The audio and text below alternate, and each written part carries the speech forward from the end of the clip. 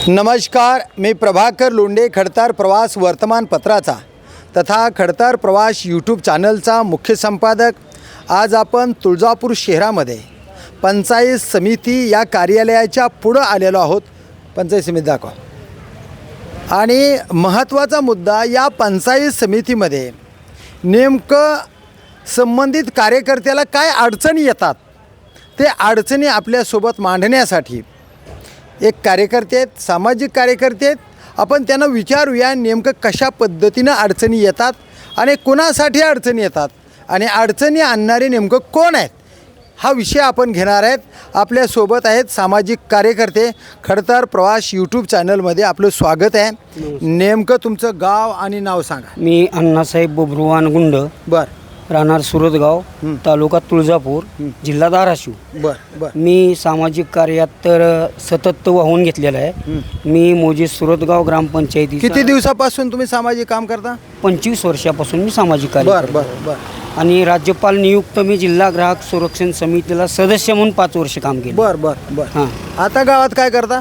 आता गावात मी सध्या सोशल वर्कर म्हणूनच काम करतो। सामाजिक काम करता। काय अन्याय झाले तुमच्यावर? माझ्यावर नाही, गावावर अन्याय झालेला आहे। बरं बरं बरं। म्हणजे तुमच्या अन्यायासाठी लढणार तुम्ही? नाही नाही, एक गावासाठी लढतोय मी। काय गावावर अन्याय काय झालाय? आमच्या गावामध्ये सौर ऊर्जेचा प्लॅन्ट आलेला आहे बरं आणि त्या प्लॅन्टमध्ये कमीत कमी 250 ते 350 एकर जमीन भाडेपट्ट्यावर सदर कंपनीने घेतलेली। बरं। आणि ही कंपनीने जमीन घेतल्यानंतर मोजक्याच गट नंबरची ग्रामपंचायतकडून अनलिगली NOC घेतली गेली। कुणी घेतली ती NOC? NOC कंपनीने घेतली, ग्रामसेवक आणि संबंधित पदाधिकारी। आमच्या गावची बॉडी आहे ग्रामपंचायत सदस्य 9, एकूण 9। ग्रामपंचायतमध्ये 9 जणांना नोटीस दिली जात नाही। बरं जी विरोधी गटाचे सदस्य आहेत त्यांना कुठल्याही प्रकारचं स्थान मिळत नाही त्या ठिकाणी। बरं बरं बरं। कुठलाही विचार केला जात नाही बरं, त्यांचा। आणि अनधिकृत जी NOC घेतलेली आहे हं. त्याचे काय आपल्याकडे पुरावे आहेत? माझ्याकडं पुरावे मी त्यांना BDO साहेबांना पत्र दिलं होतं, चौकशी नेमा म्हणून सांगितलं होतं। परंतु राज्य शासनाचा एक GR आहे आणि तुम्ही ग्रामपंचायतनं जर उद्योगाला चालना देण्यासाठी NOC नाही दिली तर 45 दिवसाच्या नंतर BDO किंवा CO हे अधिकार राहतील। बरं आणि तिथं काम चालू होईल। बरं। अशा पद्धतीचं उत्तर गटविकास अधिकारी यांनी मला दिलं। तुम्हाला लेखी स्वरूपात दिलेलं आहे? नाही नाही, तोंडी तोंडी दिलंय। मग लेखी स्वरूपामध्ये तुम्ही जी अनधिकृत NOC घेतलेल्या लोकांच्या बाबतीमध्ये तक्रार केली, त्याच्या बाबतीमध्ये गट विकास अधिकाऱ्याने लेखी स्वरूपामध्ये तुम्हाला काय दिले का? काही दिलं नाही, काही दिलं। मग आता तुमचा नेमका आरोप कोणावर आहे? त्यात गटविकास अधिकारी व ग्रामसेवक हे प्रशासकीय अधिकारी आहेत, यांच्या न्याय मिळणं गरजेचं आहे। राजकारणात विरोधी गट आणि सत्ताधारी गट हे तर असतातच। बरं। मग विरोधकाला स्थान दिलं जात नाही, देणार बी नाही। आणि मी सत्ताधारी गटाचा गटप्रमुख होतो, परंतु पक्क आल्यावर जशी पाखरं उडते ही मनमानीपणाचा कारभार परत चालू झाला।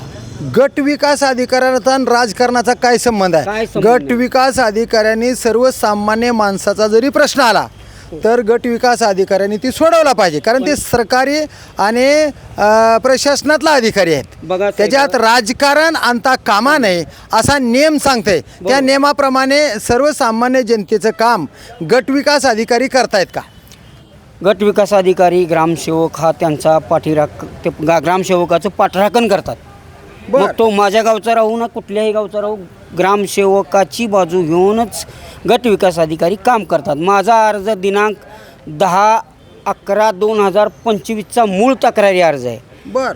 तेव्हापासून मी सातत्यानं माझ्या अर्जावर कुठलीही कारवाई झालेली नाही, म्हणून मी माननीय जिल्हाधिकारी धाराशिव, माननीय मुख्य कार्यकारी अधिकारी धाराशिव, माननीय पालकमंत्री प्रतापजी सरनाईक साहेब यांचे कार्यालय धाराशिव, अशा सर्व ठिकाणी BDO साहेबासहित सर्वांना 3-3, 4-4 वेळा मी निवेदन दिलेले आहेत, त्यावर कुठलीही कारवाई झालेली नाही।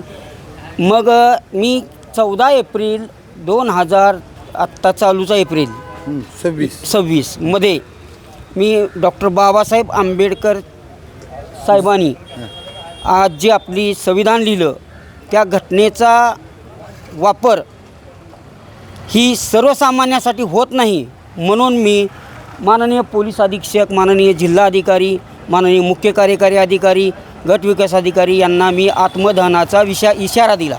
बर मग त्यावर सदर कृषीचे विस्तार अधिकारी SB तांबोळी साहेब हां यांची चौकशीसाठी नियुक्ती केली.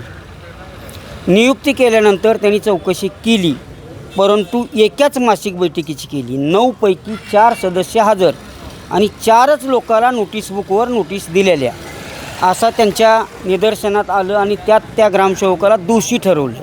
तांबोळी साहेबाने संघटनेचे अध्यक्ष आहेत वाटते ते. संघटनेचे अध्यक्ष होते, परंतु सखोल चौकशी न करता कुठं तर आपल्यावरची जबाबदारी पूर्णपणे न करता थोडक्यात बचाव बी केला आणि म्हणजे समोरच्याचं समाधान हो यासाठी म्हणजे केलं. आपल्या ग्रामसेवकाला सावरून घेण्याचा प्रयत्न केला असं म्हणायचं हो का? हो हो मला तसंच पण म्हणायचं. ग्रामसेवक दोषी आढळले त्याच्यात. हो दोषी आहेत. दोषी आहेत. तसं पत्र आहे तुमच्याकडे? तसं पत्र विस्तार अधिकाऱ्यांनी दिलेलं अहवाल आहे माझ्याकडे. अहवाल आहे अहवाल आहे. त्याच्यात दोषी म्हणून- अभिप्रायामध्ये दोषी आहे म्हणून सरळ स्पष्ट उल्लेख केले. पण त्यांनी काय म्हटलं त्यात, मी कृषी विभागाचा विस्तार अधिकारी असून मला पंचायतची चौकशी दिली, त्यामुळे सदर प्रकरणामध्ये श्री ग्रामसेवक झाडेसाहेब हे दोषी आहेत.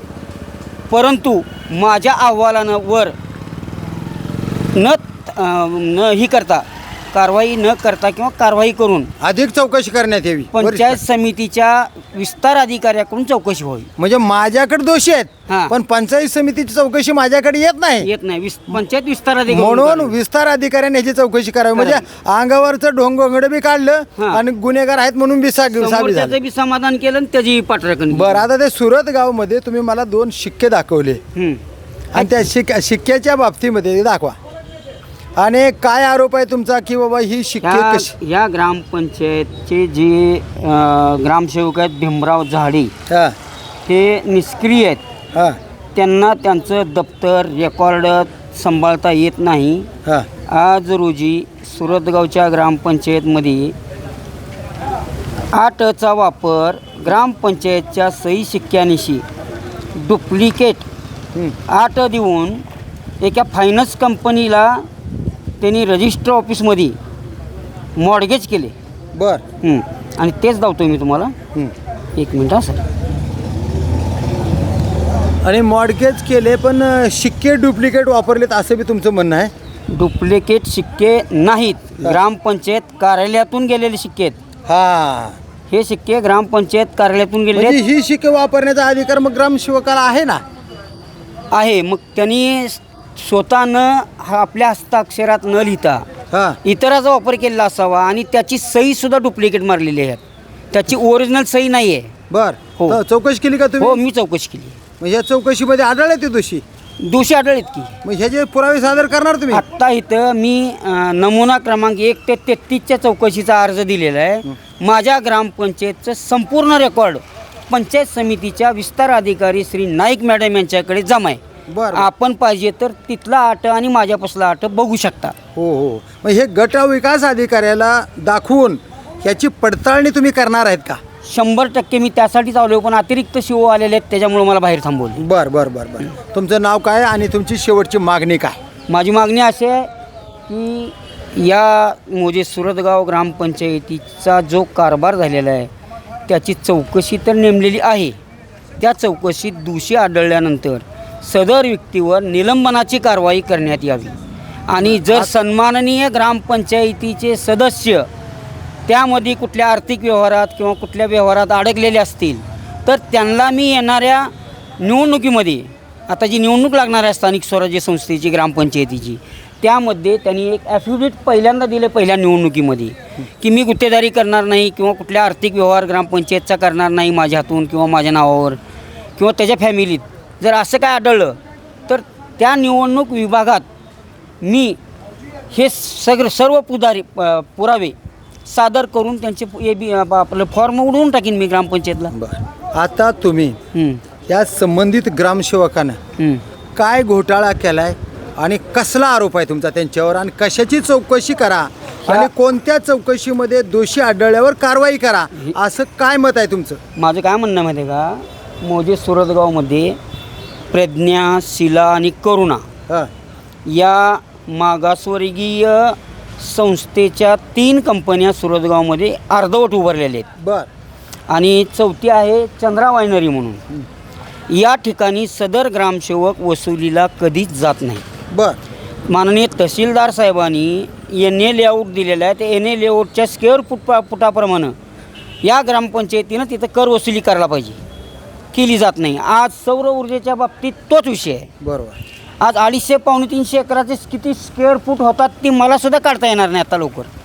मग एवढी जमीन सदर कंपनी वापरत असेल आणि त्यांच्याकडून तुटपुंज पडद्या आडून तुम्ही जर काय घेत असाल आणि ग्रामपंचायत सुधारण्यासाठी कुठलीच कारवाई करीत नसाल तर ही दुर्दैवी बाब आहे. आता तुम्ही त्या नक्कलमध्ये दाखवलं की तुम्हाला कर टॅक्स आकारलेला नाही, नळपट्टी नाही, हो, आकारलेली नाही, नाही, घरपट्टी आकारलेली नाही, प्रत्येक रकान्यामध्ये डॅश डॅश आहे. हो. मग यांनी NOC का दिली आणि कशाच्या आधारावर दिली असंच म्हणणं आहे ना तुमचं? हो, यस. मग आता तुम्ही कुणावर आरोप आहे तुमचा? माझा प्रशासकीय ग्रामसेवक आणि ग्रामसेवकाला पाठीशी घालणारे गटविकास अधिकारी. मी शिवसाहेबांना पत्र दिले, शिवसाहेबाचा रिस्पॉन्स मला एकही लेखी स्वरूपात आलेला नाही. मला SP साहेबाकडून कुठले शिव साहेब, इथले का जिल्हा परिषद धाराशिव? जिल्हा परिषद धाराशिव. बर. त्यांचा रिस्पॉन्स आला नाही? आला नाही, एकही म्हणजे पत्र नाही. गटविकास अधिकाऱ्याला पाठीशी घालतात का CEO? असंच म्हणावं लागेल. बर.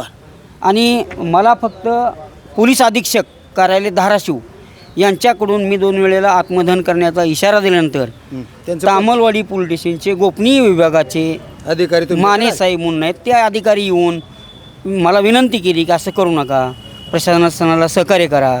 मग परत प्रशासनानं चौकशी करून एक वेळा- तुम्हाला तुम्ही जसं त्यांना प्रशासनाला सहकार्य केलं तशा पद्धतीनं प्रशासनानं तुम्हाला सहकार्य केलंय का? नाही.